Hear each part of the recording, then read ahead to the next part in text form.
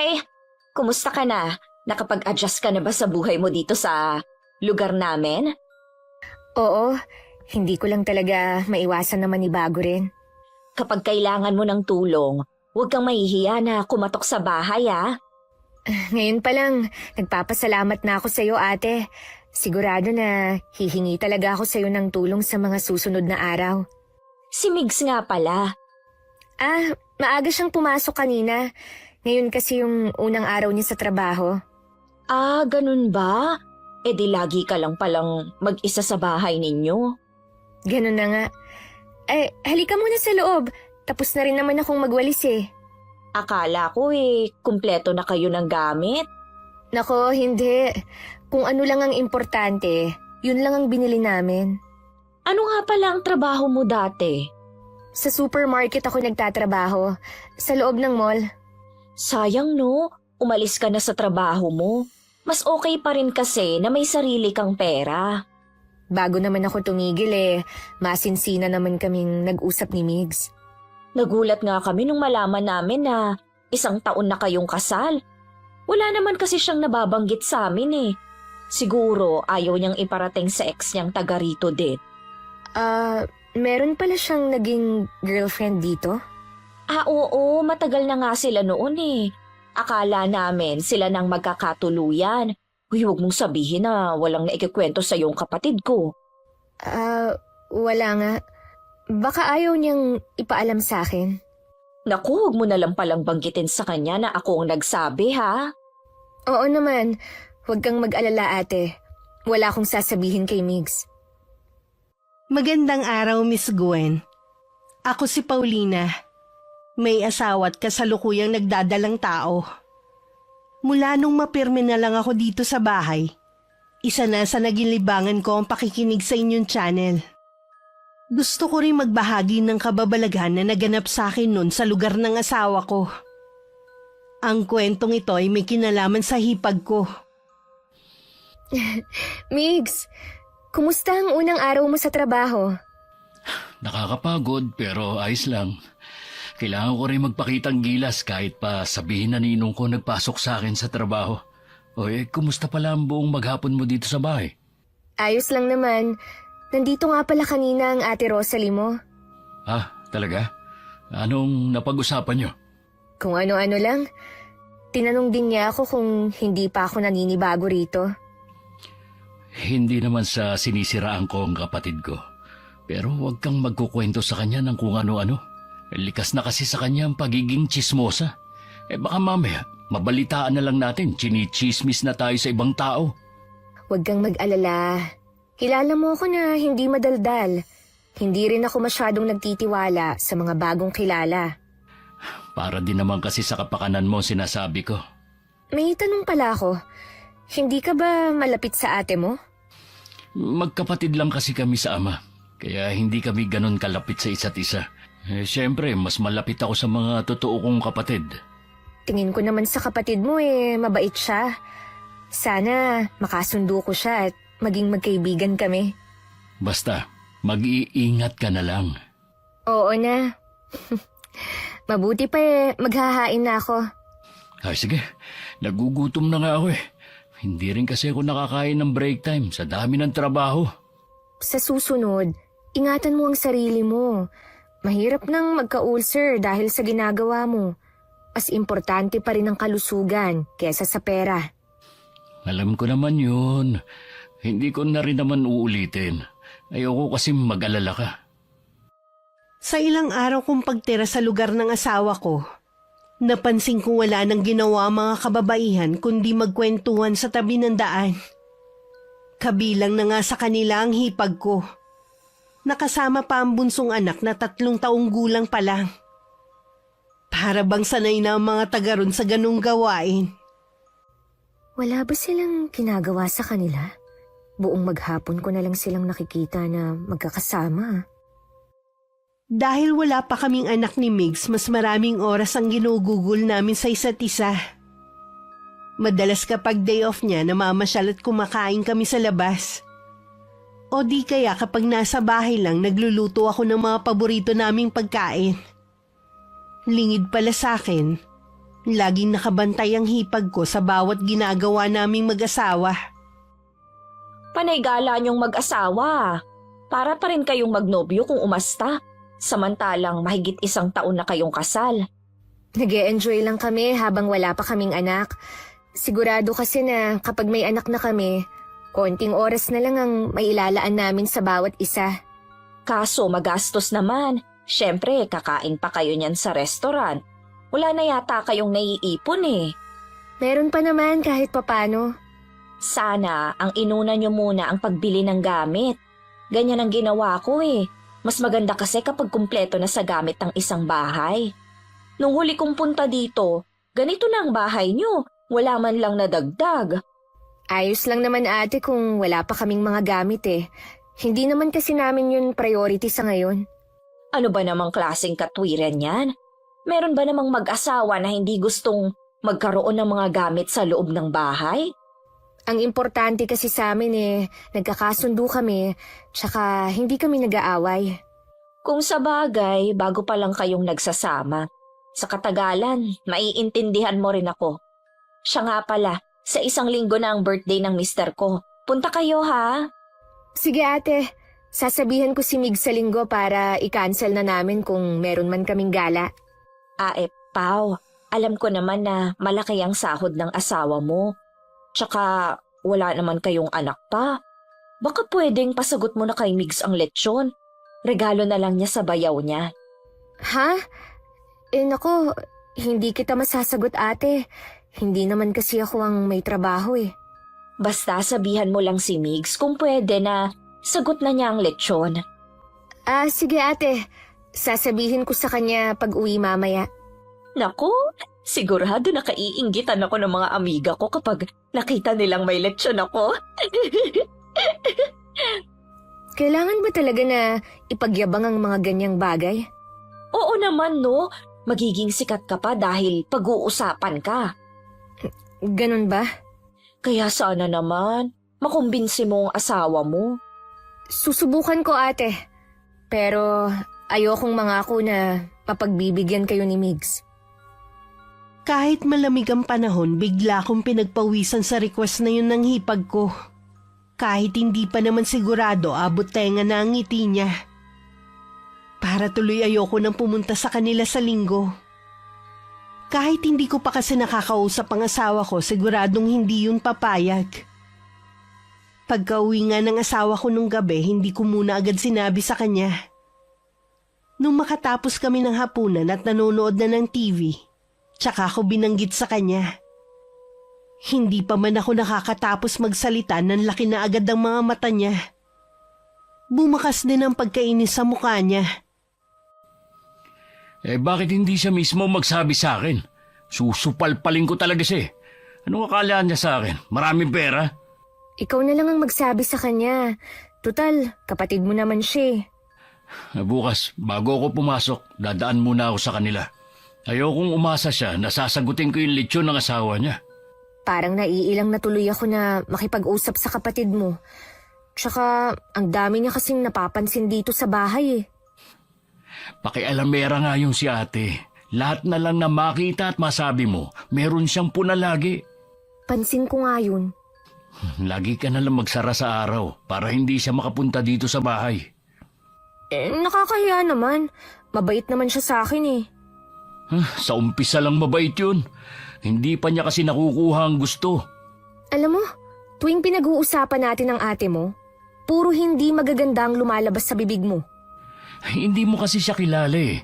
Kung hindi nga lang binilin sa akin ng namayapa akong lolo ang bahay na to, ay hindi kita ititira dito eh. Kapag hindi naging maganda ang pagtira natin dito, pwede naman tayong umalis eh. Ganun na nga. Mas gusto ko kasing tahimik na buhay. Tingin ko hindi natin mahahanap sa lugar na to. Isa kasi sa mga napansin ko eh, ang daming chismosa sa paligid. Ay sinabi mo pa. Umaga pa lang nagkalat na sila sa tabing daan. Ramdam ko kay Migs na ayaw niyang tumira kami rito. Kaya nagtataka pa rin talaga ako kung bakit dito niya pinili na manirahan. Kung nangihinayang siya sa bahay na ito, pwede naman sana niyang ibenta o paupahan na lang.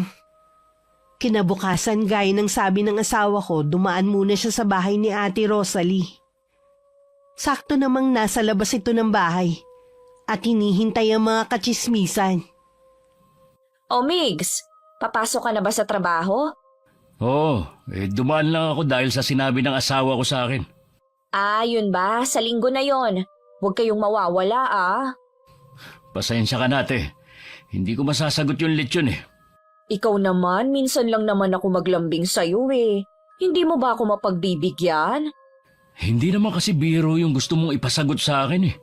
Siguro isang case ng beer pwede pa pero lechon? Ano naman ang akala mo sa akin te? May sariling ATM? Alam ko naman na kaya mo ang hinihiling ko. Kumpara sa akin na alam mo naman na 4 ang anak. Pwede naman siguro na hindi na lang kayo maghanda ng lechon. O di kaya wag na kayo maghanda para walang gastos. Hindi pwede. Tradisyon na ng pamilya na tuwing magbe-birthday, kailangan may handa. Kaya mo naman kasi eh, kung saan-saan nga kayo namamasyal ng asawa mo eh. Tapos yung request ko hindi mo mapagbigyan? Pasensya nate, hindi ko kaya. Mabuti pa, wag na rin kayo pumuntang mag-asawa. Hindi man lang kayo marunong makisama.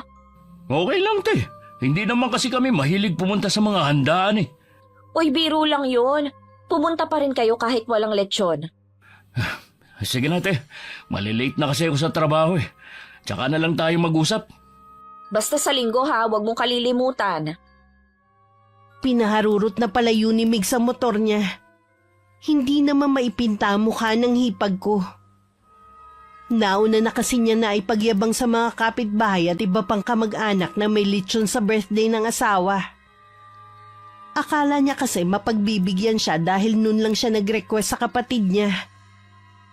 Ang ganda ng motor tapos hindi man lang ako mapagbigyan. Kainis! Sana nga wag na lang kayo pumunta sa linggo. Wala rin naman silbing kapatid.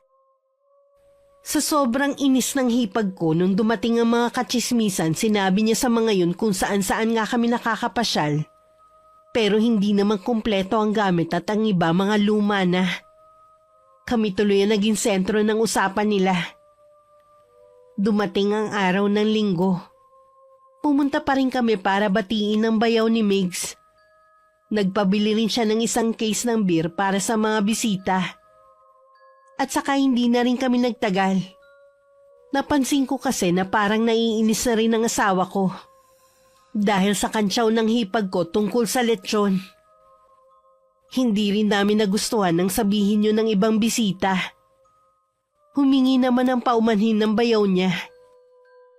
Mukhang mabait naman ang bayaw mo. Oo naman, mabait yun.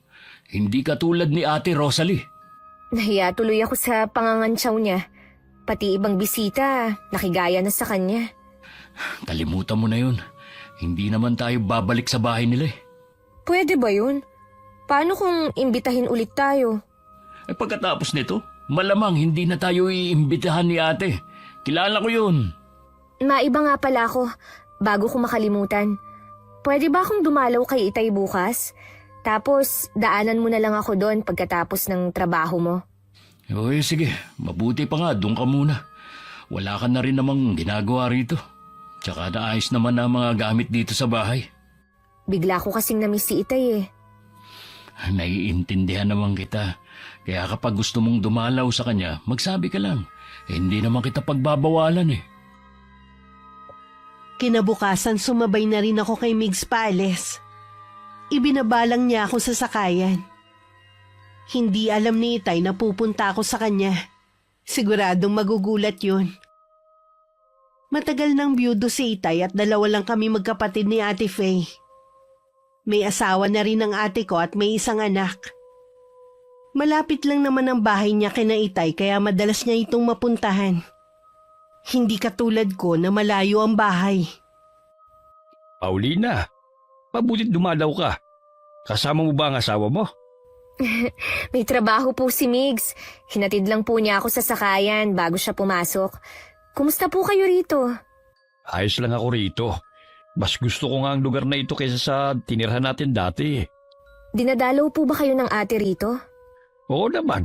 Kasama pa nga ang pamangkin mo eh. Gusto nga niya na pumisa na lang ako sa kanila. Sabi ko ayoko na makaabala pa. Kaya ko naman ang sarili ko eh. Nagtataka raw kasi ang mga biyanan niya. Bakit pinili ko na magpatayo ng bahay malayo sa karamihan? Ayos nga po rito eh. Kung ako sa ganito ko rin gustong tumira. Yung walang mga kapitbahay, walang magkukumpulan para pag-usapan ka. Marami rin palang chismosa sa inyo. Ay naku tay, opo. Minsan nga, ang aga-aga pa nasa kalsada na silang lahat. Imbis na magluto o maglinis muna sila ng bahay. Kahit saan naman maraming chismosa. Huwag mo na lamang silang pansinin. Basta ituon mo lang ang atensyon mo sa asawa mo. Gustuhin ko man po na hindi sila pansinin. Minsan po sa tapat ng bahay pa namin sila tumatambay. Para bang nananadya. Ganun talaga ang mga chismosa. Kung sino ang pinag-uusapan nila, madalas malapit o mismong bahay ang kanilang tinatapatan. Ibig po bang sabihin ako minsan ang pinag-uusapan nila? Ganun na nga. Kaya mag-iingat ka sa pinagkukwentuhan mo. Huwag ka masyado magtitiwala. Itinuloy na ni Itay ang pagsisibak ng kahoy. Sinabi ko naman na ako magluluto ng tanghalian namin. Inayos ko na rin ang ilang pagkain na dala ko para sa kanya. Dahil hindi inaasahan ni Itay ang pagdating ko, nakalimutan na niya ang mga gamit niya. Hindi niya nailigpit ang mga ito. Sa bukas na silid kasi naroon ang mga kagamitan niya. Katulad ng itim na mga kandila na may sindi pa. Ilang sandali lang nakasunod na sa likod ko ang Itay. Anak, Tay, hanggang ngayon po ba nangungulam pa rin kayo? hindi pa rin kasi maiwasan na merong humingi ng tulong sa akin eh. Tay, nangako kayo sa amin ni Ate Faye na hindi na kayo gagamit ng itim na kapangyarihan para makapanakit ng ibang tao. Pinaparusahan ko lang naman yung masasama at hindi mga inosente. Kahit na po, tingnan niyo yung huling lumapit sa inyo. Pinahamak pa kayo kahit ang intensyon nyo lang makatulong. Ayoko lang na maulit yun. Paano kung may makaalam ng mga taga rito sa gawain nyo? Maingat naman ako sa pagtanggap sa mga taong lumalapit sa akin. Hindi pa rin naman nagbabagong kondisyon ko kahit binabayaran nila ako. Tanging masasama lang ang kinukulam ko. Akala ko pa naman, sa paglipat nyo ng tirahan, magbabago na kayo. Alam po ba ito ni Ate Faye? Wala siyang alam. Nakikiusap ako na huwag mo nang iparating sa kanya. Buntis ang ate mo at medyo masela ng kalagayan niya. Nakikiusap po ako sa inyo, Tay. Itigil nyo na po ito. Ako ang natatakot para sa inyo Sige, titigilan ko na ito. Ayoko rin naman na karmahin kayo dahil sa masama kong ginagawa. Salamat, Tay. Natatakot lang po kasi ako na may taga rito ang makatuklas sa gawain nyo. Ayoko na mapahamak kayo. Alam nyo naman ng ibang tao Gabi na nang makarating sa bahay ni Itay si Migs. Dahil may biglang ipinagawa sa kanya ang ninong niya. Nagpasya na lang kami na dun matulog at kinabukasan na umuwi. Pinayagan naman kasi ang asawa ko na hindi pumasok sa trabaho kinabukasan. Hindi alam ni Migs ang tungkol sa lihim ni Itay. Kilala niya to bilang ulirang ama sa amin ng ate ko. Wala rin akong balak ipaalam sa kanya kung sakali. Ayoko kasing masira ang imahe ni Itay sa kanya. Kumusta naman ang trabaho mo, iho? Ayos lang naman po. Mabait naman ang boss ko dahil ninong ko po siya sa binyag. Salamat nga pala sa pag-aalaga sa bunso ko. Kahit papaano panatag na ako dalawa kong anak nakatagpo na rin ang mabubuting asawa. Hindi nyo kailangan magpasalamat sa akin. Nung pinakasalan ko po ang anak nyo obligasyon ko na rin po siyang alagaan. Ganyan din si Rowel. Napakaswerte ko talaga sa mga naging manugang ko. Hindi na ako mag-aalala kung sakali man na mawala ako. Malakas pa naman po kayo sa kalabaw, Tay. At bata pa kayo sa edad nyo. Huwag nyo munang isipin ang tungkol sa bagay na yan. Hindi naman kasi natin masasabi kung hanggang kailan lang tayo sa mundong ito Mabuti na yung lagi tayong handa. Sa bagay nga po. Gusto mo bang uminom tayo? May ibinigay kasi sa akin ng kaibigan ko na lambanog. Itinabi ko muna dahil wala naman akong kainuman. Si Ruel sana kaso hindi na pala siya umiinom. Sige po, Tay. Inom tayo. Kaya lang nga medyo mahina na rin po ako sa inuman ha. Hindi ko po alam kung masasabayan ko kayo. Kahit hindi natin maubos, gusto ko lang kasi na may kakwentuhan habang umiinom. Nang magsabi sa akin si Migs na iinom sila ni Itay, tumangulang ako sa kanya. Nagbukas pa ako ng delata na dala ko para may pulutan sila. Pagkatapos ko maibigay ang mga kailangan nila, pumasok na ako sa kwarto. Siguro na mamahay ako kaya hindi ako agad nakatulog. Kaya bumangon na lang ako. Pumasok ako sa kwarto ni Itay. May sindi pa rin ang kandilang itim na ginagamit niya. Sa pagkakaalam ko, hanggat may sindi yun, hindi natatapos ang paghihirap ng taong kinukulam ng aking ama. Nakaramdam naman ako ng awa sa taong yun. Pero sabi nga ni Itay, puro masasama lang ang kinukulam niya. Kinabukasan bago mananghalian, nagpaalam na kami kay Itay. Nangako naman ako na babalik sa ibang araw. Pagdating namin sa amin, nasa tapat ng bahay ang hipag ko at ilang mga nanay doon. Ngumiti naman ako nang magtama ang paningin namin. Pambihira talaga si ate. Tanghali na, ayaw pa rin nilang magsiuwi. Hindi pa yata tapos ang kwentuhan nila eh. Baka kamo hindi pa nila tapos siraan ng taong pinag-uusapan nila.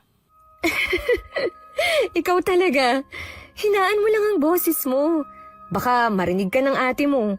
Dito pa naman sila nakatingin. Wala akong pakialam kahit marinig pa niya. Mabuti nga yun. Baka sakaling matauhan kahit papano. Migs, galit ka ba sa ate mo?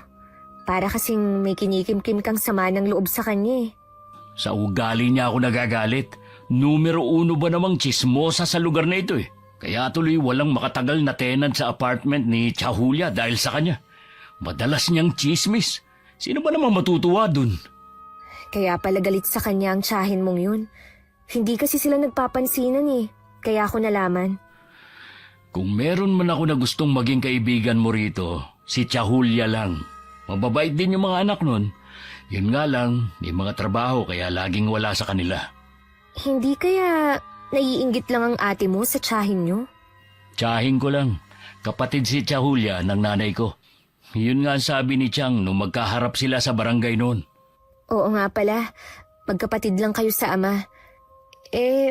Ganun ba talaga kalala ang ugali ng ate mo para umabot sa baranggayan? Oo, kaya iwasan mo na siya. Ang nakakasundo lang naman niya, yung mga kapwa niya chismosa rin. Mabuti pa nga siguro. Ayoko rin na magkaroon ng hindi pagkakaunawaan sa kapatid mo. Tingin ko pa naman hindi rin siya nagpapatalo. Sinabi mo pa. Dito nga muna pala ako sa kwarto ha. Pahinga lang muna ako sandali. Hindi pa rin kasi nawawala yung hangover ko eh. Inubos niyo ba naman ng isang bote ng lambanog eh? Hindi ka naman sanay uminom ng ganung alak. Hindi ko rin kasi namalayan na naparami na yung inom ko. Ang saya kasing kakwentuhan ng tatay mo eh. Mawiwili ka talagang kausap yon. Ang daming alam eh. O sige na, pumasok ka na sa kwarto natin. Inuna ko muna ang paglilinis sa labas ng bahay namin. May puno kasi ng mangga sa tapat kaya laging may mga tuyong dahon sa paligid. Akala ko umalis na si Ate Rosalie. Nakatambay lang pala sa kapitbahay ko. Nung makita ko, tsaka siya lumapit. Hindi naman ako makakaiwas pa kaya hinarap ko na lang din siya. Oh, ate. Akala ko nakauwi ka na. Yung mga kasama ko lang, magluluto pa daw kasi ng pananghalian. Saan kayo nanggaling? Kahapon pa kayo wala eh. Dahil nung gabi, walang ilaw sa bahay nyo. At wala rin ang motor ni Migs. Dinalaw lang namin ang itay ko. Ganun ba? Akala ko eh. Kung saan na naman kayo nagpunta. Wala na kasi kayong alam kundi gumala.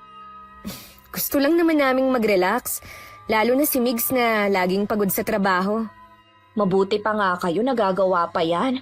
Kami kasi ng asawa ko. Ang pahinga lang ay sa bahay tapos maghapon pang nagsasaway sa mga bata.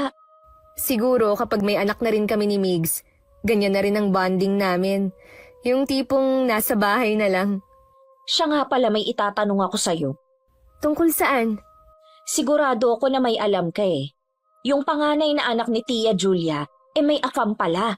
Nakita ko na galing sa bahay nila eh. Talaga? Ang tanda na kamo, siguro mas matanda pa yun kay Tia Julia. Kaya siguro nakapagpagawa sila ng bagong apartment malapit sa kanto. Dahil sa afam na yun. Wala naman akong nakikitang masama ron eh. Tsaka dalaga pa naman ang anak ni Tia Julie eh. Kahit na no, basta magkapera ka lang kahit papasa ng tatay mo ipapatulan mo pa.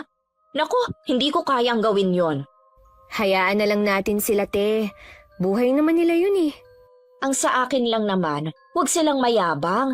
Tapos malalaman na sa afam lang naman pala galing ang pera nila. Mahirap naman kasi na husgahan natin sila dahil lang sa nakita mo. Hindi mo kilala ang mga anak ni Tia Julia. Mukha lang mga edukado pero ang mga ugali, matindi pa sa mga tambay sa kanto. Makita mo, hindi na yan mga mamamansin sa mga susunod na araw. Bakit ba nanggagalaiti ka sa galit sa kanila? Wala naman yata silang ginagawang masama sa'yo eh.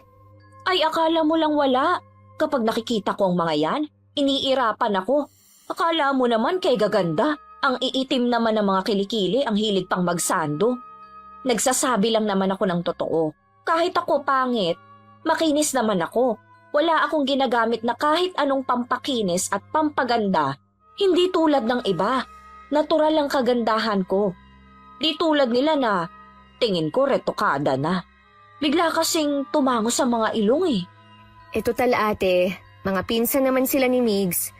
Bakit hindi ka na lang makipag-ayos sa kanila?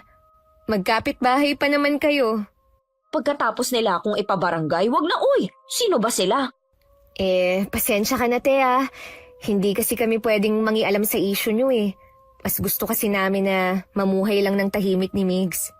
Gusto ko lang naman magkwento sa'yo. Yan naman ang sagot mo. Hindi kasi tama na pag-usapan ng buhay ng ibang tao. Away lang ang makukuha mo. Makauwi na nga sa bahay. Naalala ko meron pa pala akong gagawin. Sige te, marami din akong gagawin dito sa bahay namin eh.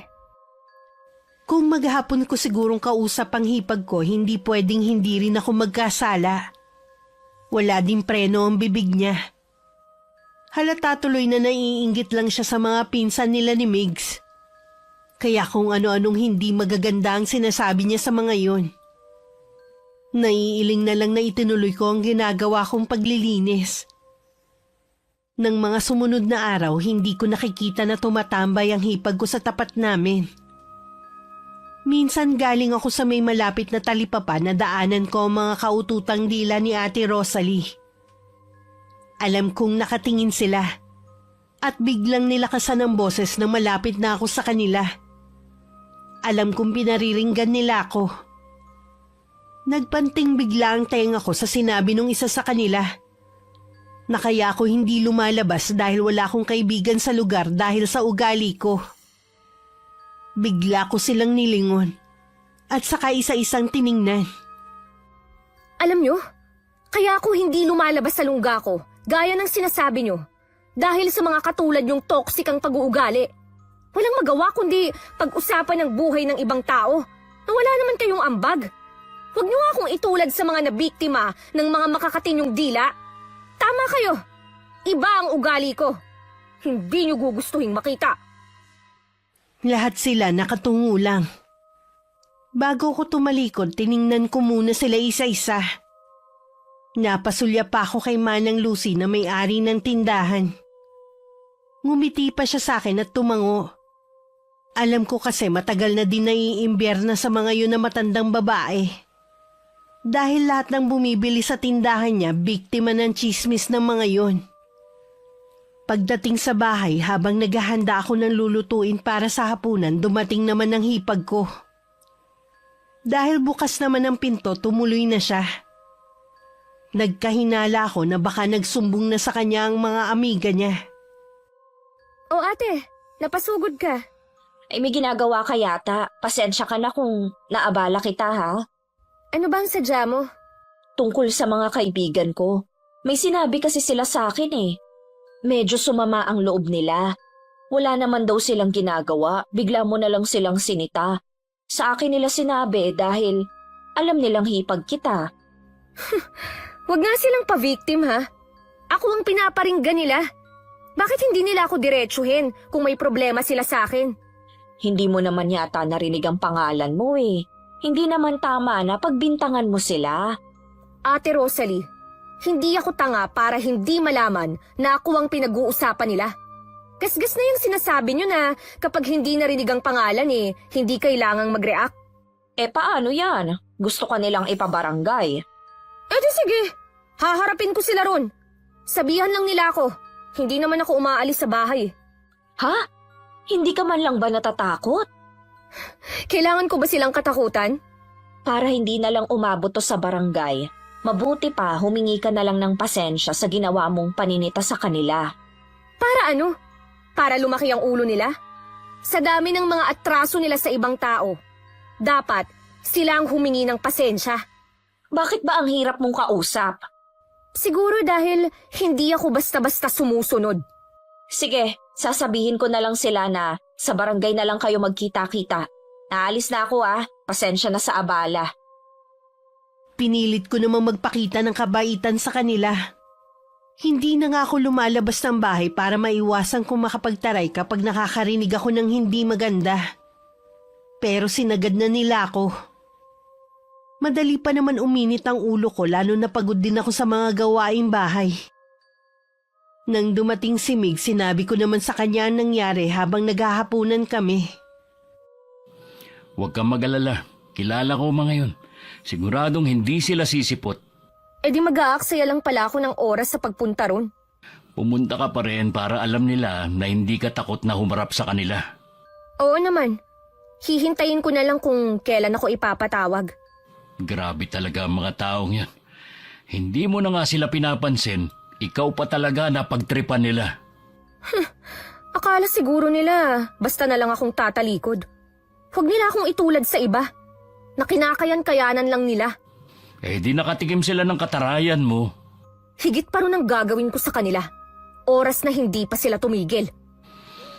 Pagkatapos ng paghaharap ninyo, kung haharap nga sila, hayaan mo na lang sila. Huwag mo nang pansinin. Masaya kasi sila kapag pinapatulan sila. Basta wag na silang magpaparinig sa akin. Ayoko na rin na tumambay sila sa tapat ng bahay natin. Hindi tayo nakakasiguro sa bagay na yan. Totoo ngang sakit na sila dito sa barangay namin. Parang ginising ng mga tsismosang yun ang kabilang bahagi ng pagkatao ko. Yung mainitin ng ulo, ayaw magpatalo at laging galit. Hindi ako matatahimik hanggat hindi kami nagkakaharap. Nang pumasok si Migs nung sunod na araw, inabangan siya ng hipag ko sa daan.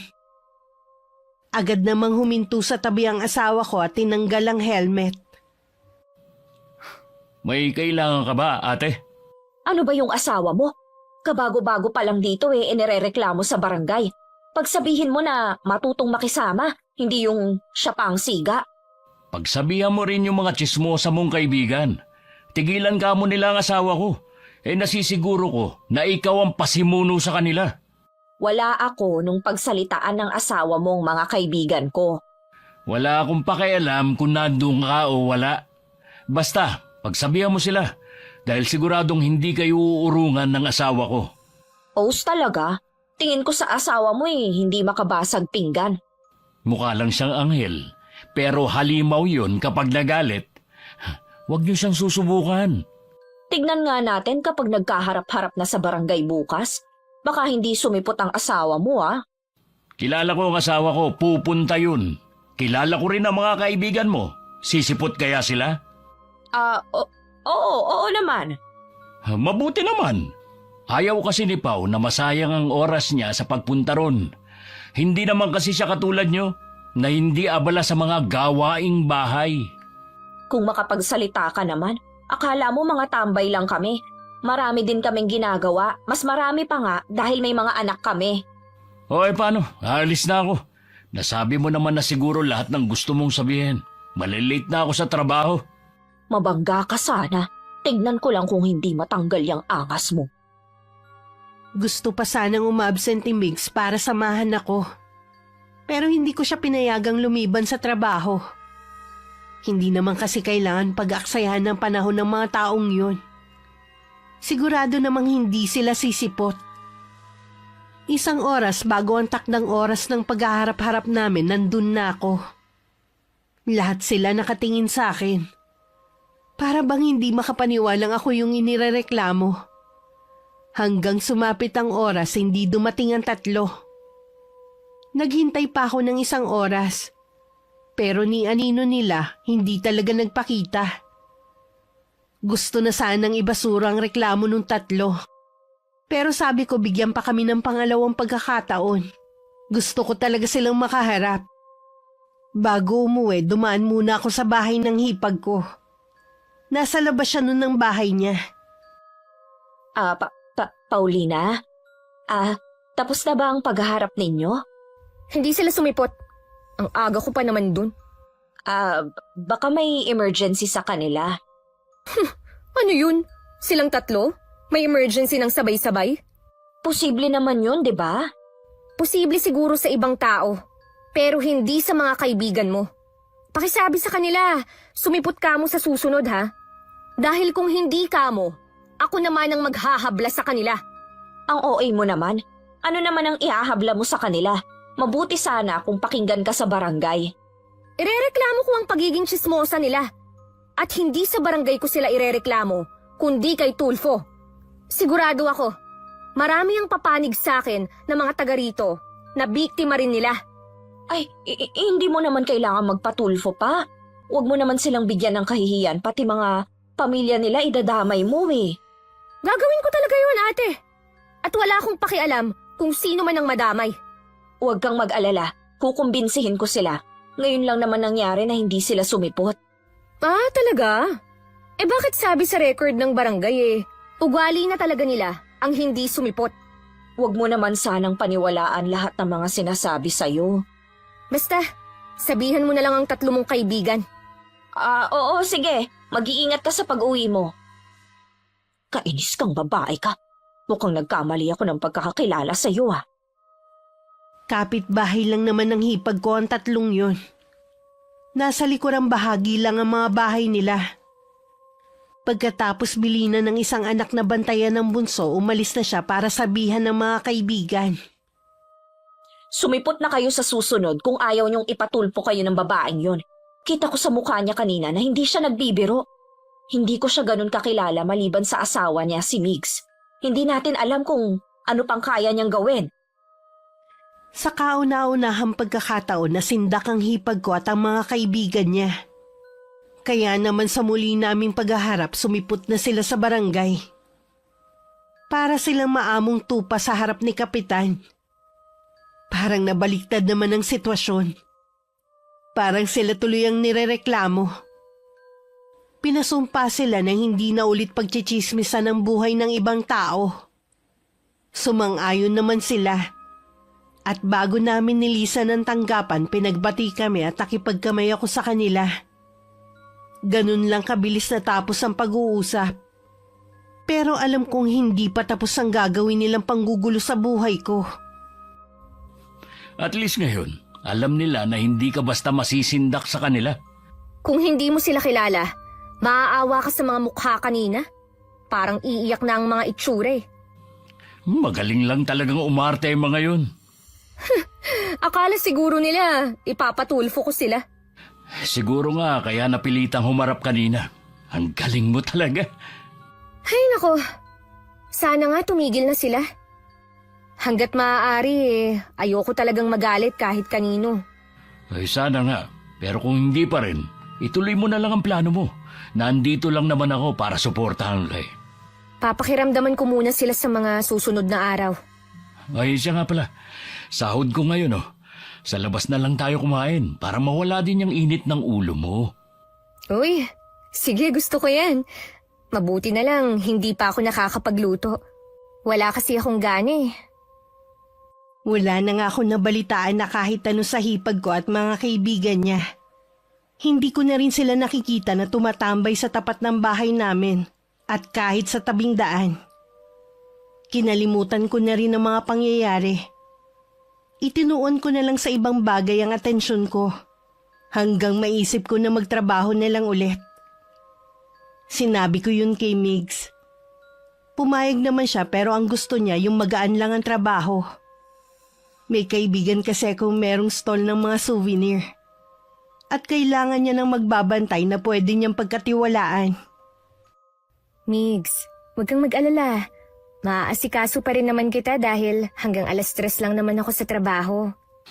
Ayoko sana magtrabaho ka pa eh. Kaya lang, alam ko na naiinip ka rin dito sa bahay. Baka isipin kasi ng tatay mo, hindi kita kayang buhayin. Gusto ko rin kasi na makatulong sa'yo. Tsaka sa gastusin dito sa bahay. Tsaka higit sa lahat, para malaki rin ang maipon natin. Ay, sa bagay nga. Samantalahin natin habang wala pa tayong anak. Yun nga rin ang iniisip ko eh. May iba ko. Ginugulo ka pa ba ng mga kaibigan ni Ate Rosalie? Ayun, hindi ko na sila nakikita. Baka lumipat na sila ng ibang lugar na tinatambayan. Hindi naman kasi ako kumbinsido na magbabago pa sila. Kapag tsismosa na kasi, hindi na magbabago hanggang mamatay. Yan nga din sabi ng dalawa kong kapatid eh. Hindi rin kasi nila makakasundo si Ate Rosalie dahil sa ugali nga. Hindi yata naniniwala ang kapatid mo sa karma, no? Hindi nga. Kasi kung takot yun, hindi na yun uulit sa mga ginagawa niya. Iniwan na nga siya ng asawa eh. Bumalik lang dahil sa mga anak. Dapat, nung mangyari yun, nagbago na siya. Kahit man lang para sa mga anak niya. Kaso nga, mas mahalaga sa kanya ang manira ng ibang tao. Hindi ko maiwasang maawa sa mga anak niya. Minsan nakikita ko ang mga yun na naglalakad na nakatsinelas lang. Hindi planchado ang damit. Para bang walang nag-aasikaso sa kanila bago pumasok sa eskwelahan. Madalas ko rin namang marinig sa nanay nila kung gaano to kaalaga sa pamilya. Puro lang pala salita at kulang sa gawa. Tama nga ang hinala ko. Lumipat lang sila ng lugar na pinagtatambayan. Mula sa maliit na iskinita malapit sa tindahan ni Manang Lucy, lumabas silang 4. Iiwas na lang sana ako nang batiin ako ni Ate Rosalie. Nandito pala ang maganda kong hipag. Lagi ka yatang umaalis ah. Oh, ate. Busy ako eh. 2 linggo na kasi akong may trabaho. Ganun ba? Mabuti ka pa, may trabaho. Naiinip kasi ako sa bahay, kaya nagtrabaho na lang ako.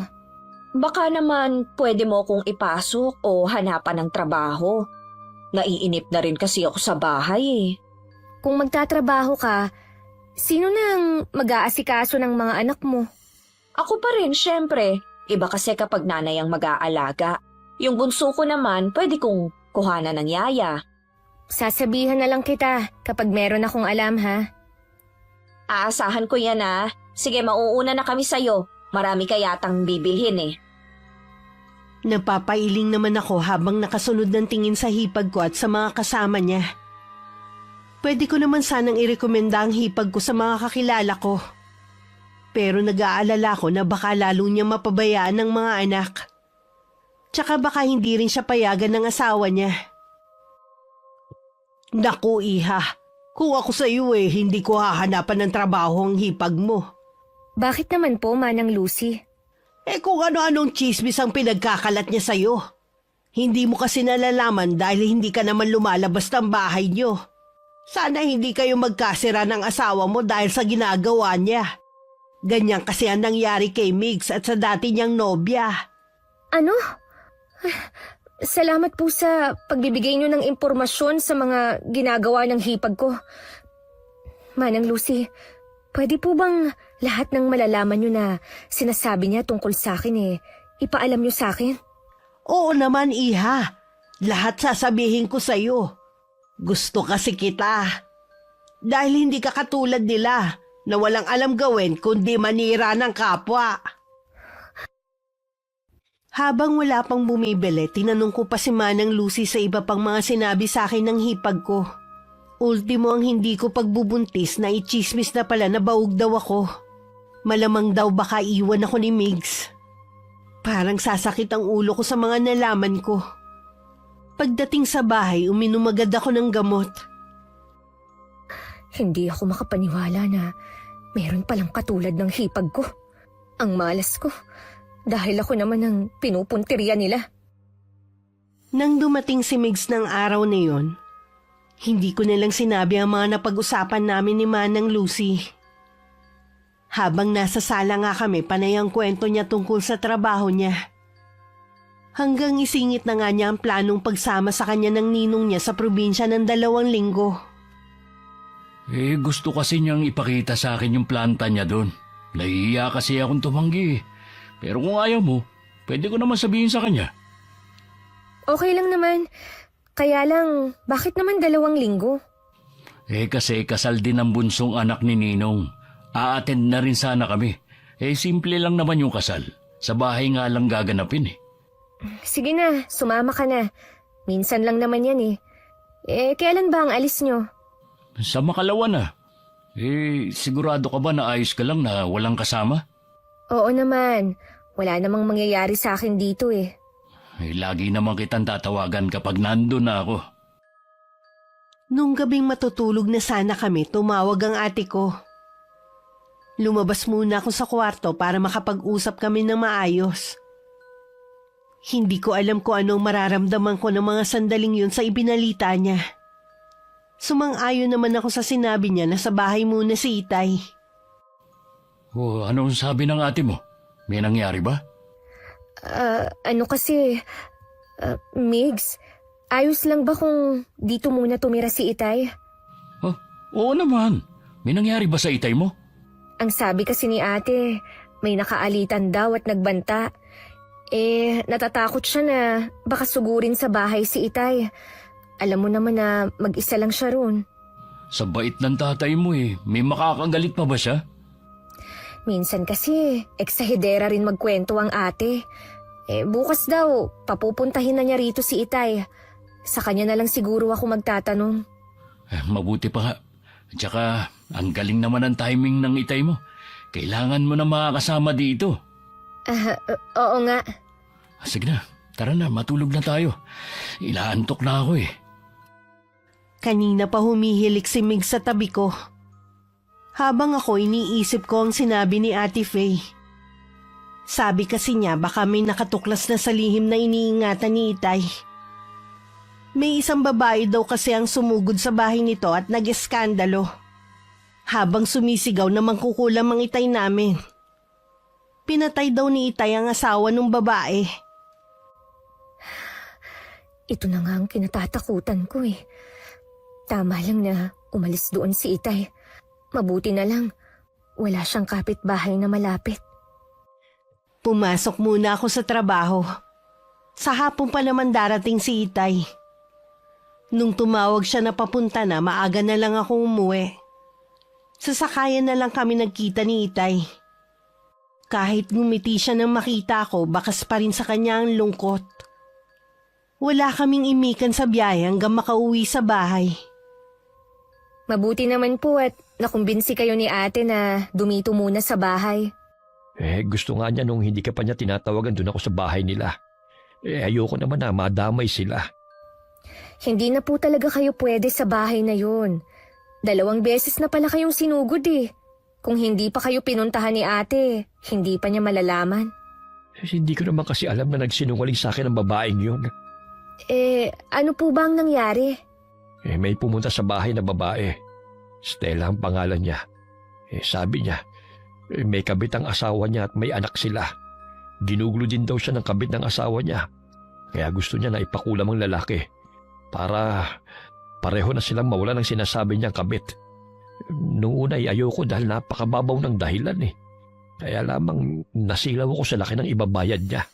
Pwede niyo na sanang paghatian ng magkapatid. Kaya kayo pumayag? Oo. Huli na nang matuklasan ko na siya pala ang kabit. Napagtanto ng lalaki na mahal niya ang pamilya niya. Kaya bumalik siya sa mga yon. Paano nalaman nung asawa na kayo ang kumulam sa asawa niya?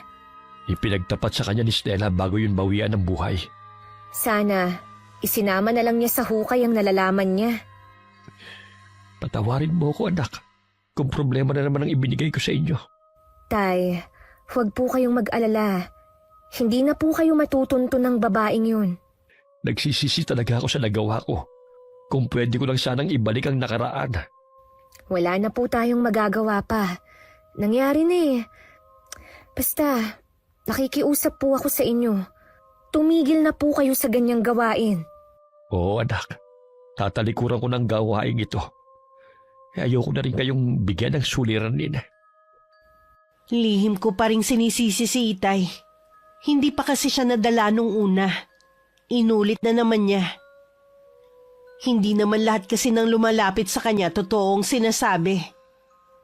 May ilan katulad ni Stella. Gusto lang gamitin ng kulam para sa paghihigante at pansariling interes. Nang sulyapan ko si Itay, baka sa mukha niya ang labis na pagsisisi. Nakaramdam naman ako ng awa sa kanya. Pilit naman pinasigla ni Itay ang kanyang itsura nung dumating si Migs para wala yung mahalata. Nagmano naman ang asawa ko at masaya na sila nagkwentuhan habang nasa kusina ako. Tamang-tama po, may makakasama si Paulina dito sa bahay. Nabanggit nga ng asawa mo na aalis ka bukas kasama ng ninong mo. Uy, kumusta naman po kayo ngayon? Nasabi po ni Pao na may nakaalitan daw po kayo. Oo. Nakadalawang beses na kasing balik eh. Nag-aalala kasi ang dalawa sa akin. Tama lang na umalis muna kayo doon. Oo nga. Babalik din naman ako kapag lumamig na ang sitwasyon. Kahit magtagal pa kayo rito, ayos lang po. Malaki naman po itong bahay eh. Nakakahiya naman sa inyo.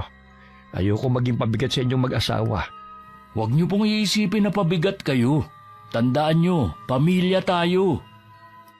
Salamat, iho. Nung pumasok ako sa sala, nagpaalam naman si Itay na may gagawin lang sandali. Nagpahabol naman ako na maghahapunan na kami maya-maya. Tumango naman si Itay at saka na siya pumasok sa kwarto. Migs, nakahanda na pala ang maleta mo. I-check mo na lang mamaya. Baka may nakalimutan akong ilagay. Hindi na siguro. Baka magulo lang yung pagkakayos mo. At saka may tiwala naman ako sa'yo eh. Anong oras ka nga pala susunduin dito sa bahay? 5:00 daw, sabi ni Ninong. Sige. Aagahan ko na lang ang gising para maipagluto kita ng almusal. Siya nga pala. Parang may kakaiba sa tatay mo. Anong ibig mong sabihin? Parang kulang yung sigla niya eh. Parang bang napipilitan lang siyang maging masaya. Baka apektado pa rin siya sa taong nakaalitan niya. Hindi naman kasi sanay si Itay na may kagalit eh. At saka yung mga ganyang may edad na, maramdamin na rin yan. Kaya nga eh, mabuti na lang nandito na siya. 2 araw na mula nang makaalis si Migs. 2 araw na rin naiiwan mag-isa ang Itay sa bahay dahil pumapasok din ako sa trabaho. Para hindi mainip, siya na lang ang gumagawa sa bahay katulad ng paglilinis. Isang umaga habang nagdidilig si Itay sa labas, dumaan ang hipag ko. Dala ng kuryosidad, lumapit siya para mag-usisa. Manong, ano pong ginagawa ninyo dyan? Nagdidilig. Hindi mo ba nakikita? Alam ko po, ang ibig kong sabihin, dyan po ba kayo nakatira? Kilala ko kasi ang mag-asawa na nakatira dyan. Ako ang tatay ni Paulina. Kayo po pala ang tatay niya. Magtatagal po ba kayo dyan? Depende. Bakit ba ang dami mong tanong, iha? Natural po dahil kapatid ko si Migs at bahay niya yan. Alam ba ng kapatid ko na titira kayo dyan? Oo naman. Natutuwa nga siya dahil may makakasamang asawa niya. 2 linggo kasi siyang mawawala eh. Ganun ba? Alam niyo po ba si Paulina? Ipinabarangay dito. Bakit naman? Sabi na nga ba hindi niyo alam? Paano po kasi hindi na nga marunong makisama sa mga taga rito? Tagbanta pa siya sa mga kaibigan ko. May kilala kong anak ko. Mabait siya. Ayaw lang nun ng mga taong chismosa. Ano naman pong mahihita sa kanya kung pagchichismisan siya? Ang alam ko kasi, ang chismosa ay kapatid ng inggitera. Siguro meron kayo naiinggitan sa kanya. Ang laki naman po ng bilib ninyo sa anak nyo. Artistahin po ba siya para kainggitan namin, ha? Teka lang naman. Bakit ba nagagalit ka? Hindi po ako nagagalit. Ganito lang po talaga ako magsalita. Kung may problema ka sa anak ko, pwede mo naman siyang kausapin eh. Lagi naman po kaming nag-uusap. Katunayan nga po niyan, ako ang una niyang naging kaibigan dito. Kaya lang po, hindi yata marunong tumanaw ng utang na loob ang anak ninyo. May pabor kasi akong hinihingi sa kanya. Kaya lang, nakalimutan na yata niya. Pag uwi niya mamaya ay babanggit kung sinabi mong pabor. Baka nakalimutan lamang niya. Sige po, aalis na ako. Hinihintay na kasi ako ng mga kaibigan ko eh. Ayun po silang tatlo oh. Sila din nga po palang nagpabarangay sa anak ninyo. Nung makaalis ang hipag ko, itinuloy na ulit ni Itay ang ginagawa niyang pagdidilig. Sa sulok ng mga mata niya, nakita niya ang hipag ko at mga kasama nito. Nag-uusap sila habang pasulyap-sulyap sa aking ama. Kaya alam nito na siya ang pinag-uusapan. Nang matapos ang ginagawa, pumasok na siya sa loob ng bahay. Habang nagpapahinga, laking gulat ni Itay nung may kumatok. Nang buksan niya si Ate Rosalie. Pwede bang pumasok? Pasensya ka na, Iha. Hindi kita pwedeng patuloyin. Hindi kasi magandang tignan eh. Gusto ko lang makita ang loob. Bumalik ka na lamang kapag nandito na si Paulina. Kapatid ko ho ang may-ari ng bahay na to, kaya pwede akong pumasok. Sinama mo pa talaga sila. Bakit hindi? Mga kaibigan ko sila. Wala pa rin palang pagbabago sa ayos ng bahay na to. Ang baduy pa rin ang kulay ng kortina. Tatawagan ko lang si Pau para sabihin na nandito kayo. Wag na, aalis na rin kami. At ikaw ha, huwag kang magtagal dito. Baka mamaya, buong angka na ninyo ang dalhin ni Paulina dito. Mahiya naman kayo. Para sabihin ko sa'yo, may sarili akong bahay. Pansamantala lamang ang pagtira ko rito. Kung ganon, anong ginagawa nyo dito? Sinasamahan ko lamang ang anak ko habang wala si Migs. Sinabi ko na yun sa'yo. Nakahinga naman ng maluwag si Itay nung umalis na ang hipag ko at mga kasama. Buong maghapon tuloy hindi mapakali si Itay hanggang dumating ako. Ikinuwento naman niya ang buong pangyayari. Wala na lang ako masabi sa kakapalan ng mukha ng hipag ko. Lahat na yata ng nakakainis na katangian sinalo niya. Sinagot ko naman lahat ng tanong ni Itay. Kung bakit ako napabarangay nun. At kung ano ang ugali ng hipag ko at mga alipores niya. Halata naman sa mga hilat siya ng pagmumukha nila eh. Sinamantala nila ako na wala ko rito. Kaya nagawa nilang umasta ng ganun. Bukas, tingnan natin kung magawa pa nila ang asal nilang yun. Ibig bang sabihin hindi ka papasok bukas sa trabaho? Hindi po muna, Tay. Sana makasama rin natin ang ate mo. Namimiss ko na rin kasi ang apo ko sa kanya. Kapag po lumamig na ang sitwasyon dadalawin po natin. Ano ba kasing nagawa ko? Kung kailan ako tumanda, tsaka naman ako nagbibigay ng problema sa inyo. Tay, kalimutan niyo po muna ang pangyayaring yun. Baka magkasakit kayo sa kakaisip eh. Sana noon pa ako nakinig sa inyo. Lalo no lang pong pinapahirapan ng sarili niyo niyan eh. May tao sa may bintana. Nang makalapit kami sa may bintana, palayo na ang taong tumatakbo. Hindi namin nakita ang mukha dahil may takip. Pero ang kurba ng katawan nito ay parang sa babae. Kanina pa po kaya siya nakikinig sa pag-uusap natin? Kararating lang niya kaya ko siya naramdaman kaagad. Babae din siya. Ang amoy niya isa sa mga kasama ng hipag mo. Ay nako, sakit talaga sila sa ulo. Hindi na ako nagtataka kung bakit kulang na lang isuka sila ng mga taga rito. Kapag hindi ka pa nila tinigilan, ako na ang mga kalaban nila. Tay, nakikiusap ako sa inyo. Huwag niyo silang gagawan ng masama. Nakikita ko kasi nahihirapan ka na dahil sa kanila. Tay, nangako po kayo. Oo nga pala. Pasensya ka na, Iha.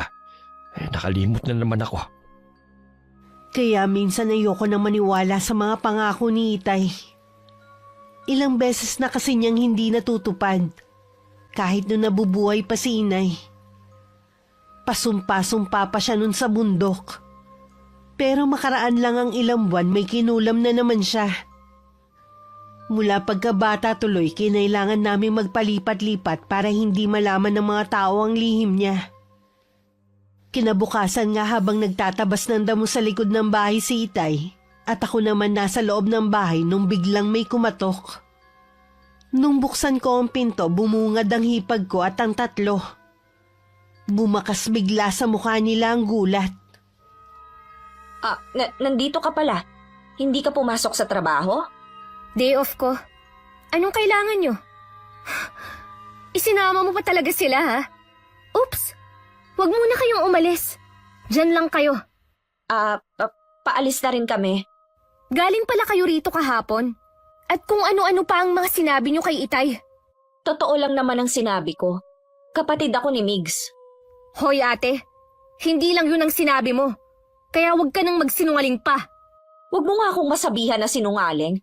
Baka nakakalimutan mo, kapatid ako ng asawa mo. Yun na nga eh. Bakit kailangan mo kaming i-chismis sa ibang tao? Ano ba ang mabuting magagawa nun sa'yo, ha? Hindi ko alam ang sinasabi mo. Tapos sasabihin mo na hindi ka sinungaling, ha?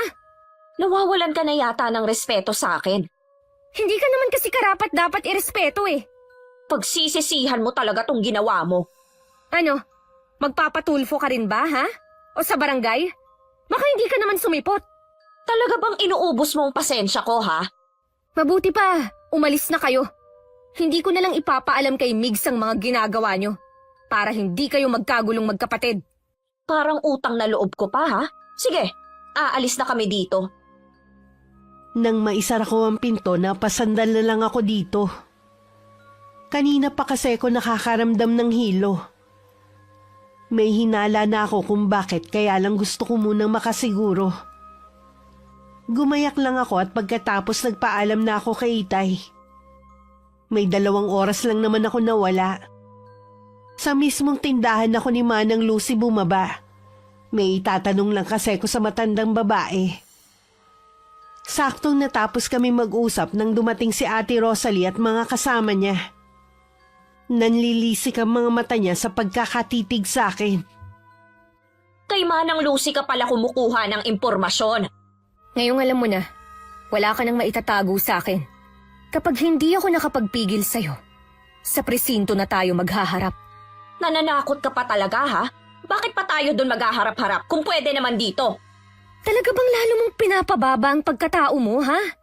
Bakit ko pa itatago ang pagkatao ko? Bistado mo na nga ako. Matagal ko nang gustong ingudgod ang pagbumukha mo sa semento para pumangit ka. Nakikiusap ako sa'yo, Ate Rosalie. Tigilan na natin to. Hindi ako lalaban. Natatakot ka ngayon? Samantalang dati, ang tapang-tapang mo, may nalalaman ka pang tulfo? Hindi ako natatakot kung sarili ko lang ang iniisip ko. Kaya lang, Ang dami mo pang sinasabi! Magbabayad ka ngayon!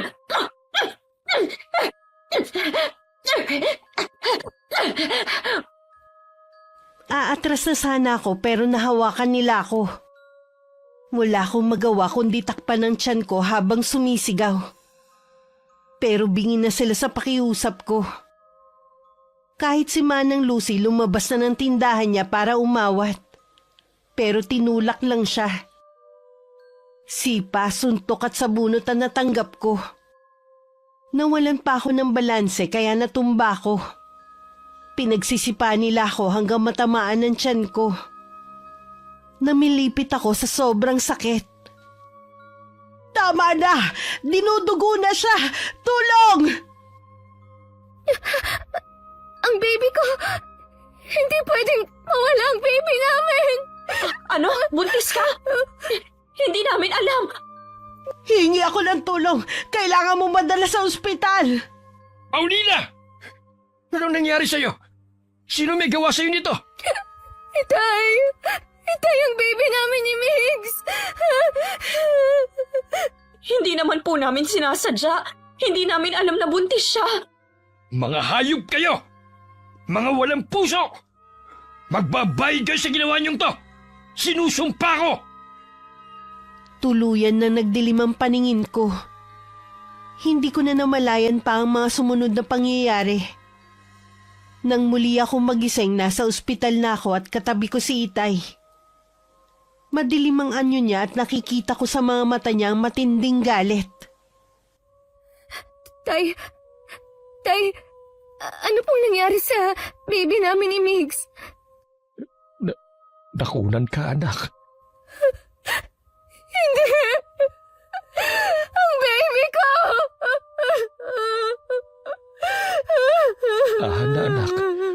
baka makasama sa iyong sobrang pag-iyak. Pabayaan niyo na lang ako, Tay. Iwan niyo na ako. Hindi kita pwedeng iwan.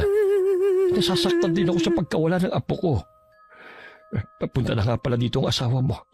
Tinawagan ko siya kagad nang makarating tayo dito sa ospital. Bakit ba may mga taong sagad hanggang buto ang kasamaan? Hindi ko mapapalampas ang ginawa nilang to sa'yo. Tay. Hindi mo ko mapipigilan kahit magmakaawa ka.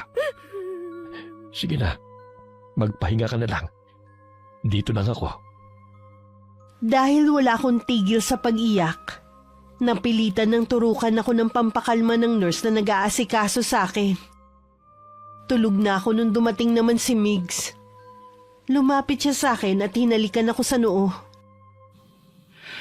Sorry kung wala ako sa tabi mo, ha?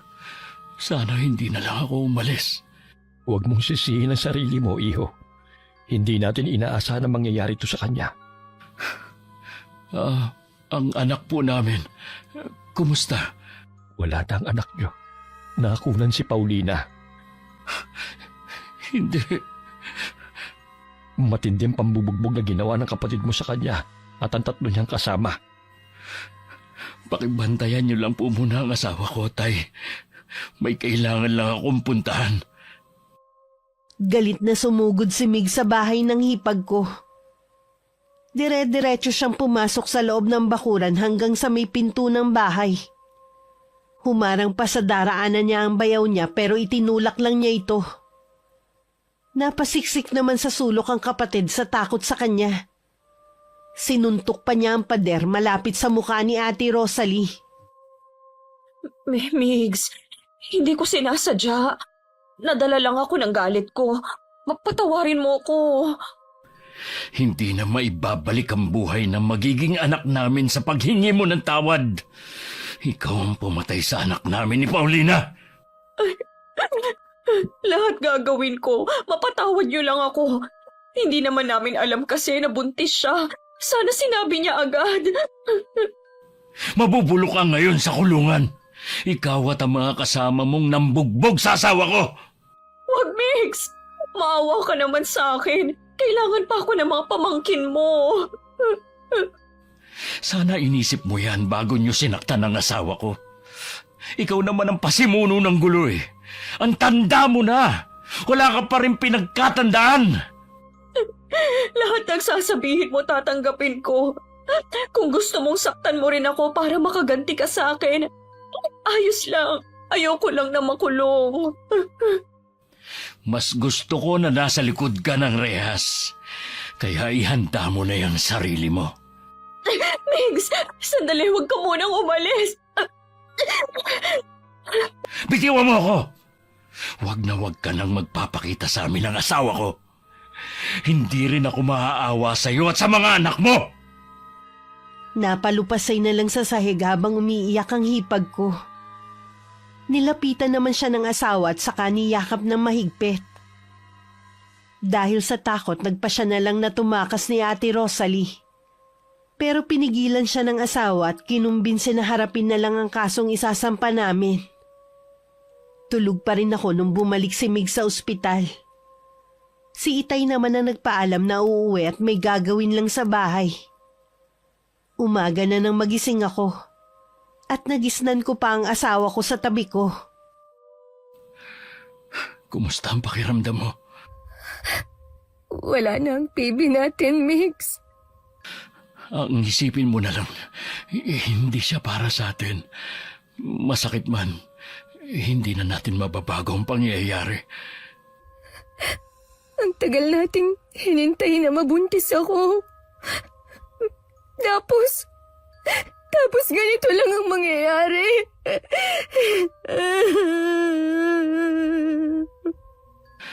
Pwede pa naman tayo magkaanak eh.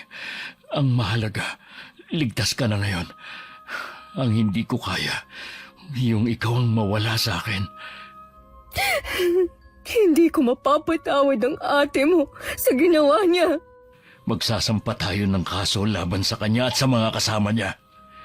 Hindi ako makakapayag na hindi sila magbayad. Maraming testigo sa ginawa nila sa'yo.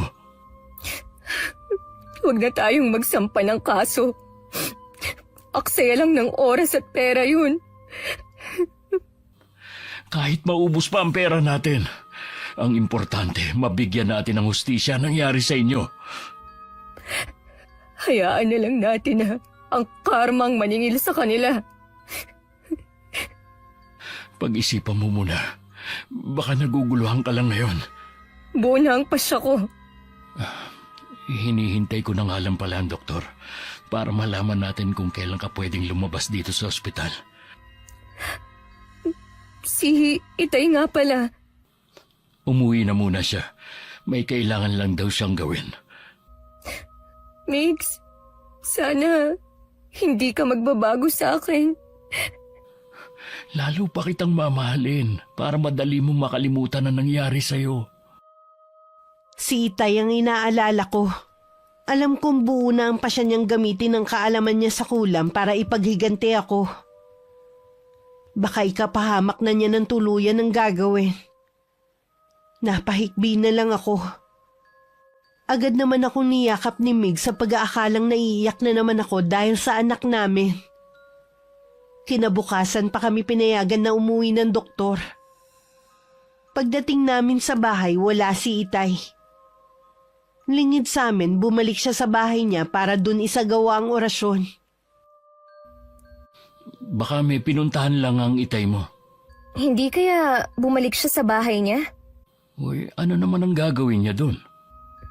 Naisip ko lang. Okay. Siya nga pala, nagugutom ka ba? Magluluto ako ng paborito mo. Hindi ako nagugutom eh. Magluluto pa rin ako. Pilitin mong kumain para bumalik agad ang lakas mo. Sige, gusto ko munang matulog. Tatawagin na lang kita kapag handa na, ha? Inaantok talaga ako kaya inayos ko na lang ang pagkakahiga ko sa kama. Lumabas na rin si Migs para magluto. Hindi pa man niya nauumpisahan, may kumakatok na. Ang kapatid niya na pagbuksan niya ng pinto. Mugto ang mga mata nito sa kakaiyak. Talaga bang wala ka ng kahihiyan, ha? Gusto ko lang kumustahin si Pao. Hindi ka rin niya harapin. Mabuti pa, umalis ka na. Talaga bang hindi na magbabago ang isip niyo? Hindi na. Sana naman bigyan niyo pa ako ng isa pang pagkakataon para makapagbagong buhay. Marami na nagbigay sa'yo niyan, pero sinayang mo lang. Ito na lang pa talaga ang kabayaran ko sa mga nagawa kong kasalanan. Ganun na nga. Kawawa naman ang mga anak ko, lalo na ang bunso ko. Huwag mo sanang gamitin ang mga anak mo para maawa kami sa'yo. Totoo naman kasi na sila ang kawawa kapag nakulong ako. Lulugulugong umalis si Ate Rosalie sa bahay namin. Naging matigas na si Mig sa kapatid niya. Ni katiting na awa, wala na siyang maramdaman sa hipag ko. Dahil nakatungo, hindi niya nakita na makakasalubong na niya si Itay. Hindi ka siguro hinarap ng anak ko. Mang Damian, Pagkatapos mong sakta ng anak ko, nagawa mo pang pumunta sa bahay nilang mag-asawa. gusto ko lang pong humingi ng tawad kay Pao. Kahit napatawarin ka pa niya, ako hindi. Alam ko po na matindi rin ang galit niyo sa akin. Sana po mapatawad niyo na po ako. Namnamin mo ang galit ko. Hindi ang paghingi mo ng tawad ang kailangan ko, kundi ang makita ka rin na nagdurusa dahil sa ginawa mo.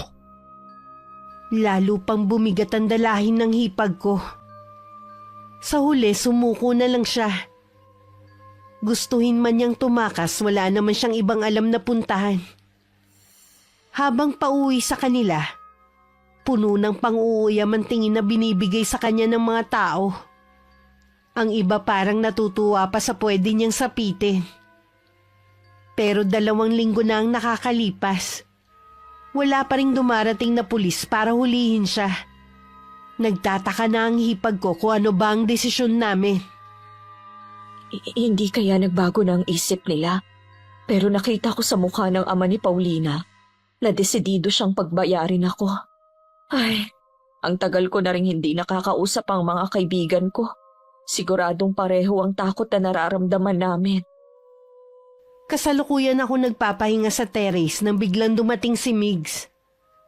Bakas ng pag-aalala ang mukha niya nang tumingin sa akin. Anong nangyari? May nabalitaan kasi ko habang bumibili sa tindahan ni Manang Lucy. Sigurado na masama yan. Para ka kasing namatayan eh. Yung kasing 3 kaibigan ni Ate Rosalie, patay na. Paano namatay? Linawin mo nga ang sinasabi mo. Usap-usapan ngayon sa tindahan na nangyari sa kanila. Marami nagsasabi na misteryoso ang pagkamatay nila. Ano ba ang paraan ng pagkamatay nila? Ang isa sa kanila natagpuang wala ng buhay at nakitang malaki ang tiyan. Ang isa naman namamaga ang tuhod at inuuod na rin.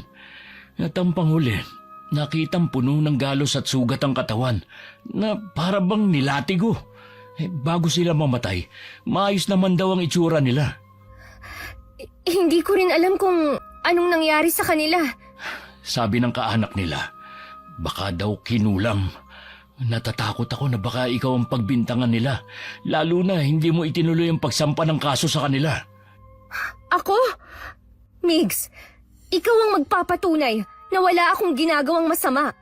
Hanggang ngayon nga, nagdadalamhati pa rin ako eh. Alam ko naman, nalulungkot din ako sa sinapit nila pero siguro yun ang karma nila sa lahat ng mga kasalanang ginawa nila, sa'yo at sa iba pa. Kumusta na nga ang Ate Rosalie mo? Wala akong balita sa kanya eh. Matagal ko na siyang hindi nakikita. Baka sapitin din niya ang nangyari sa 3. Kahit hindi magandang ginawa niya sa atin, ayoko pa rin sapitin niya ang nangyari sa mga kaibigan niya. Hindi tayo nakakasiguro sa pwedeng mangyari sa kanya. Alam kong narinig ni Itay ang pag-uusap namin mag-asawa. Nasa malapit lang kasi siya at nagdidilig ng mga halaman. Nung umalis si Migs, masinsinan ko siyang kinausap. Tay, alam ko po na kayo ang nasa likod nung nangyari. Sabi ko naman sa'yo, hindi mo ako mapipigilan sa balak kong gawin sa kanila. Mas nag-aalala na ako sa inyo kaysa sa nangyari sa akin. Baka tuluyan na kayong mahuli kung ipagpapatuloy niyo ang ginagawa niyo. Wala na akong pakialam. Ang mahalaga sa akin maipaghiganti kita. Ano pong balak niyong gawin kay Ate Rosalie? Mas matindi ang mararanasan niyang paghihirap. Gusto ko unti-unti siyang mamatay. Tay, tama na po yan. Tigilan niyo na ang ginagawa niyo. Mas mahalaga kayo sa akin kaysa sa paghihiganti na yan. Hindi ko na rin kayang pigilan ang sarili ko, anak. Nakakahumaling ang kapangyarihan ng kulam. Kapag ginawa mo ng isang beses, parang ayaw mo nang tigilan. Tay, labanan niyo po ang nararamdaman niyo. Huwag kayong papadaig sa kasamaan. Magbalik loob na po kayo sa Diyos na siyang makapangyarihan sa lahat. Hindi ko hayaan na manahin niyo pa ng ate mo ang kaalaman na ito. Mas gusto ko maging mabuti kayong tao. Mamuhay ng normal, hindi katulad ko. Kaya niyo ring mamuhay ng normal. Basta talikuran niyo lang ang ganyang gawain. Patawarin mo ko, anak. Huli na para magbago. Hindi, Tay. Maniwala kayo. Hindi pa huli ang lahat. Isipin niyo kami ni ate at ang apo niyo sa kanya. Tanggap namin ni ate na mas mahal niyo ang apo niyo kaysa sa amin. Naisagawa ko ng huling orasyon para sa hipag mo. Ano mang sandali mag-uumpisa na ang paghihirap niya. Bakit ang hirap niyong pakiusapan, Tay? Patawarin mo ko, anak. Mas matimbang sa akin na makaganti.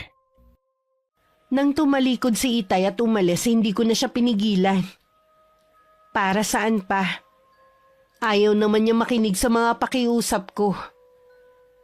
Samantala dahil ilang araw nang masama ang pakiramdam ni Ate Rosalie, hindi na lang siya sumama sa birthday na dinaluhan ng mag-aama. Hindi rin niya kasi masabi sa kanila na nakakaramdam siya ng takot, na baka matulad din siya sa tatlo. Mabuti nang hindi makita ng pamilya ko ang paghihirap ko. Paano ko ba sasabihin na buhay pa ako? Pero unti-unti na akong naaagnas. Alam ko may kumukulam sa akin. Si Paulina kaya? Kailangan ko siyang puntahan. Ayoko pang mamatay.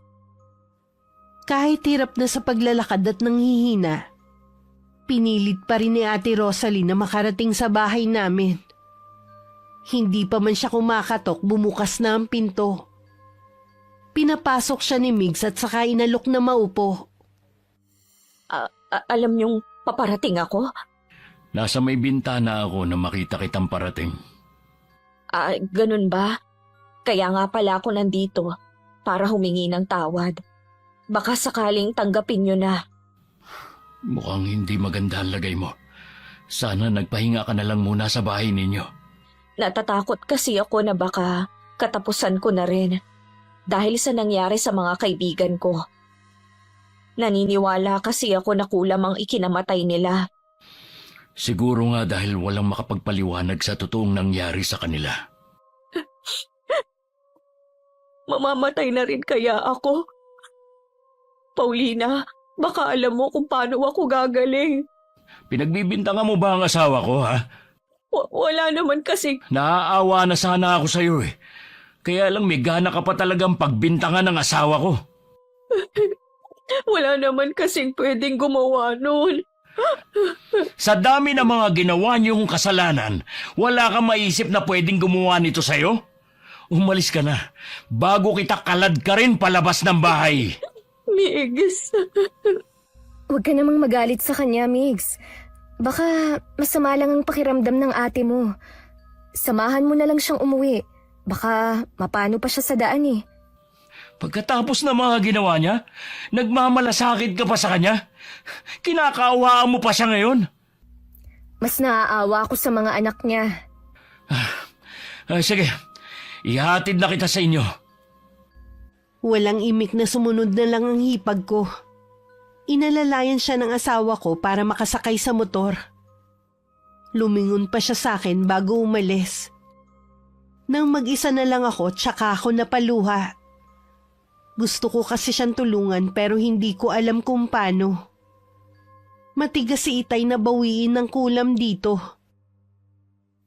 Salamat. Nasaan ang mga kasama mo? May pinuntahan ng mag-aama ko. Kaya mo na ba mag-isa? Oo, salamat sa paghatid mo sa akin. Balikan mo na ang asawa mo. Mukhang hirap ka na. Bakit hindi ka pa nagpadala sa asawa mo sa ospital? Hindi naman nila alam ang nangyayari sa akin. Ayoko nang mag-alala pa sila sa akin. Walang dapat sisihin kundi ikaw din sa nangyayari sa'yo. Hinintay mo pa talaga na lumala bago ka magbago. Alam ko naman yun eh. Hindi mo na ako kailangang sermonan. Sige, sasamahan na lang muna kita habang wala pa ang asawa mo. Tatawagan ko lang si Paulina. Nahiga sa sofa ang hipag ko. Ayaw daw niyang mahiga sa kwarto dahil madilim. Mas gusto daw niyang makakita ng liwanag. Lumambot na rin ang puso ni Migs na mapagmasdan ang kalagayan ng ate. Ipinakita kasi ng hipag ko ang nalalapnos na balat niya. Kaya pala balot na balot siya. Sobrang sakit pero tinitiis ko para hindi mag-alala sa akin ang pamilya ko. Para akong buhay na binabalatan sa sobrang kirot. Samantala, dumating na rin si Itay. Nadatnan niya akong umiiyak dahil sa awa sa hipag ko. Tumabi siya sa akin. Anak, huwag ka nang umiyak. Gagaling na ang hipag mo. Totoo po ba? Oo, iha. Bakit po nagbago ang isip niyo na gantihan si Ate Rosalie? Kanina nakita kong mag-aama niya sa bahay ng biyanan niya. Kahit hindi sila naalagaan ng kanilang ina, hindi sila masaya na hindi siya kasama. Kaibigan kong biyanan niyang lalaki. Siya ang nagbigay sa akin ng lambanog noon. Naawa kayo sa mga bata. Oo. Naalala ko kasi ang apo ko sa ate mo. Salamat po, Tay. Mas nanaig pa rin sa inyo ang kabutihan. Sana lang hindi sayangin ang hipag mong pangalawang pagkakataong ibinigay ko sa kanya. Dahil hindi lahat nabibigyan ng pagkakataon para magbago. Nandito po siya kanina. Alam ko po na magbabago na siya. Pinuntahan ko rin kaninang babaeng asawa ng kinulam ko. Pero sabi ng mga kapitbahay, umalis na raw ang mag-iina. Lumayo na at wala na raw balak pang bumalik. Ibig pong sabihin, wala nang manggugulo sa inyo. Ligtas na po ang lihim nyo. Sa ngayon.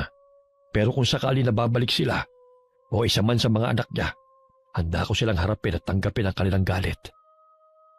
Nang mga oras ding yun, unti-unti nang bumuti ang lagay ng hipag ko. Nang imulat niya ang mga mata, tuluyan na rin gumaling ang mga lapnos niya sa katawan. Nararamdaman na rin niya ang pagbalik ng kanyang lakas. Oh, bakit bumangon ka na? Magaling na ako, Migs. Magaling na ako. Thank you, Lord. Ha? Oo nga. Nawawala na mga lapnos mo sa katawan. Isa tong himala, Migs. Binawi ng mangkukulam ang sumpa niya. Naawa siguro siya sa akin. Hindi na mauulila ang mga anak ko. Salamat sa pangalawang buhay na ibinigay niyo sa akin. Hindi ko nasasayangin pa. Masaya ako para sa iyo, ate. Mahalin na talaga mo na sana ang pamilya mo. Oo, Migs. Mula ngayon, sila na ang prioridad ko. Nung dumating ang mag-aama, nagtaka pa ang bayaw ng asawa ko kung bakit nandun siya. Sinabi na lang ni Migs na hinatid niya ang kapatid niya. Natuwa naman ang lalaki dahil naramdaman nito na nagkaayos na ang dalawa. Isang buwan pagkatapos, pinaupahan na lang namin ang bahay na yon.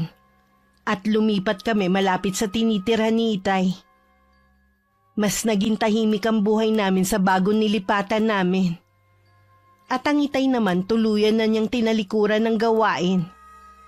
Alang-alang daw sa pagbubuntis ko, magbabago na siya, Miss Gwen. Ang pagkakalat ng chismis kailanman hindi nagdudulot ng kabutihan. Pwedeng magbigay ito ng pansamantalang aliw. Pero sa bandang huli, hindi lang ibang tao ang unti-unti nitong sinisira, kundi pati ang sarili mo. Kaya bago tayo magsalita, isipin muna natin kung totoo ba, makakatulong ba, at makakabuti ba. Wakas. Okay, sana nagustuhan niyo ang kwento natin ngayong araw. Shoutout po tayo. Shoutout kay Raquel Hasigawa. Hi kay Lisa Rosario from Monaco, France. Hello kay Riz Maganda from KSA. Hi kay Richard Rivera. Hello kay Jane Pacheco from Baras Rizal. Hi kay Maymay Hernandez from Fairview, Quezon City. Hello kay Rubelin Eneria. Hi kay Leonisa Cobo. Hello kay Sangyong from Doha, Qatar. Hi kay Rosemary Dizon. Hello kay Aiko Villesa from Bahrain. Hi kay Genevieve Suco. Hello kay Jonalyn Barameda from Las Piñas. Hi kay Lydia Lopez. Hello kay Ay Bisaya from Butuan City. Hi kay Elizabeth Pamintuan from Pampanga. Hello kay Lisa Takada from Japan. Hi kay Melody Villaruz from KSA. Hello kay Arvid Shane Hoiberg from Thailand. Hi kay Margarita Galang from Qatar. Hi kay Aprilin Gliane. Hello kay Michelle Manuge. Hi kay Evelyn Abong Kabarkil. Hello kay Trajano Lestojas. Hi kay Danilo Cruz from Meykawayan, Bulacan.